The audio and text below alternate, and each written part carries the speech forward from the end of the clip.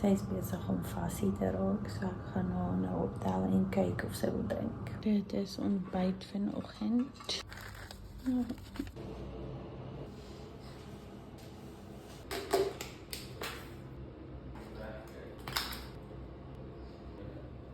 Sy is 'n klein burrito.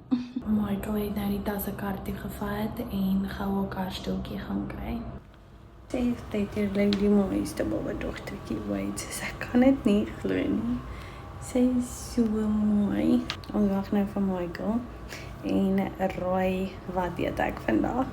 Ek kyk terug op my labour en delivery video en ja, ek dink nie ek het ooit in my hele lewe deur so baie emosies in so kort rukkie gegaan nie.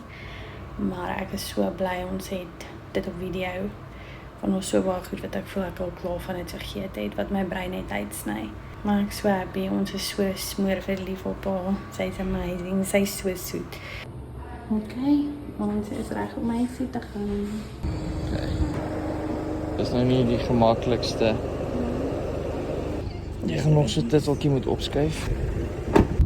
Eerste keer wat ek nou in die kar moet borsvoed. Michael het nou die sushi opgelaai, ek is baie opgewonde.